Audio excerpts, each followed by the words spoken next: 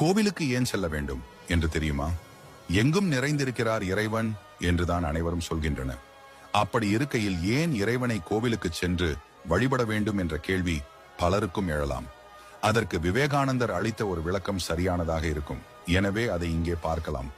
ஒரு முறை விவேகானந்தர் சொற்பொழிவு நிகழ்த்தி கொண்டிருந்தார்.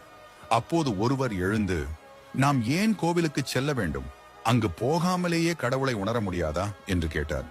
அதற்கு விவேகானந்தர், தண்ணீர் கிடைக்குமா என்று கேட்டார். உடனே அந்த நபர் அருகில் இருந்த அறைக்கு சென்று அங்கிருந்து சொம்பில் தண்ணீர் பிடித்து வந்து அதை விவேகானந்தரிடம் கொடுத்தார். அதை பார்த்த விவேகானந்தர், நான் உங்களிடம் தண்ணீர் தானே கேட்டேன், எதற்காக சொம்பு என்று கேள்வி எழுப்பினார். அதற்கு அந்த நபர், சொம்பு இல்லாமல் எப்படி தண்ணீர் கொண்டு வர முடியும் என்றார். இப்போது விவேகானந்தர், ஆம் சகோதரரே, தண்ணீர் கொண்டு வர சொம்பு தேவை.